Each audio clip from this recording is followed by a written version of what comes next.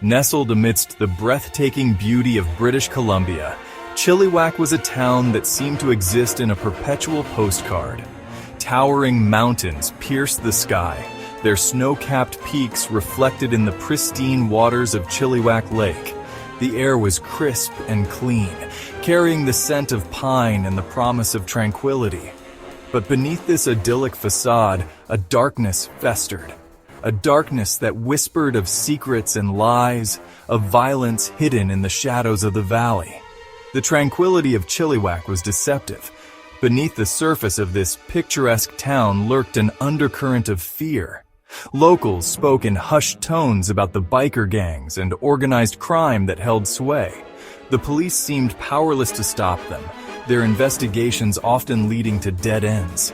Chilliwack was a town caught in a web of its own making, where the line between good and evil blurred with every passing day. The darkness had always been there, hidden beneath the surface, like a serpent coiled in the grass, waiting for the opportune moment to strike. And on a cold December morning, it did. The first light of dawn cast a pale glow over Chilliwack Lake Road. A lone jogger, his breath misting in the cold air, rounded a bend and stumbled upon a sight that stopped him dead in his tracks. Two figures lay sprawled on the asphalt, their limbs twisted at unnatural angles.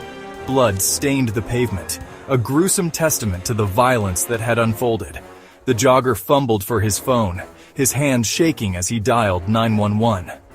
Within minutes, the serenity of the morning was shattered by the screech of sirens. Police cars descended upon the scene, their flashing lights painting the asphalt in stark red and blue. Yellow tape cordoned off the area, holding back the growing crowd of onlookers. The victims were quickly identified as Johnny Moretti and Rick Vance. Both men bore the telltale tattoos of the UN Gang, a vicious criminal organization with tentacles that stretched across the province. Moretti, a mountain of a man with a shaved head and a permanent scowl, was a known enforcer for the gang. Vance, younger and slighter in build, was rumored to be an up-and-coming player in their drug trafficking operation. The murder sent shockwaves through the Chilliwack Police Department. This wasn't just another gangland killing. It was a brazen act of violence that threatened to unravel the fragile peace that held the town together. As detectives swarmed the scene, searching for clues, one question echoed in their minds. Who had the audacity to execute two high-ranking members of the UN Gang? Johnny Moretti was a man who cast a long shadow. His reputation preceded him, a fearsome aura that clung to him like a shroud. He was a man of few words, but his fists spoke volumes. As an enforcer for the UN Gang, he was responsible for collecting debts, silencing informants, and eliminating the competition. Rick Vance was a different breed. Younger and more ambitious, he possessed a cunning mind that belied his boyish good looks. He had risen quickly through the ranks of the UN, his intelligence and ruthlessness earning him the respect of his superiors. He was being groomed for bigger things, a future where he would control a vast network of drugs and money. Their paths had converged in the murky world of organized crime. Moretti, the seasoned veteran, and Vance, the ambitious newcomer, had formed an unlikely bond. They were two sides of the same coin, each essential to the UN's operations in Chilliwack. Moretti provided the muscle, while Vance supplied the brains. Their deaths sent ripples of unease through the criminal underworld. The UN Gang was not known for its forgiveness. Whoever was responsible for the killings had just signed their own death warrant. The question was not if, but when the hammer would fall. The investigation into the murders of Moretti and Vance was like navigating a minefield. Theories abounded, each more treacherous than the last.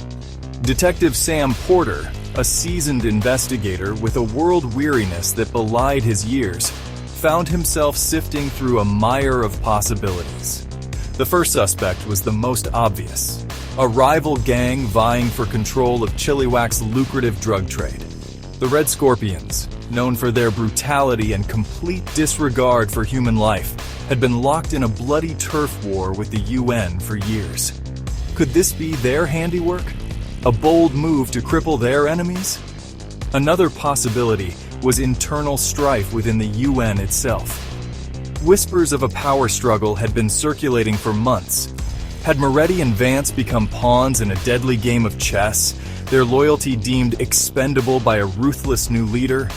But there was a third, even more unsettling possibility: police corruption. Rumors had long persisted of a dirty cop on the UN's payroll, a mole feeding them information and shielding them from the law. Could this mole have turned on their handlers, orchestrating the murders to eliminate loose ends? The possibilities swirled in Detective Porter's mind like a whirlwind. Each suspect presented a tangled web of motives and alibis, making it impossible to discern truth from fabrication. The key to solving the murders lay somewhere in the labyrinthine world of Chilliwack's criminal underworld, a world where loyalty was a fickle mistress and betrayal was a constant threat.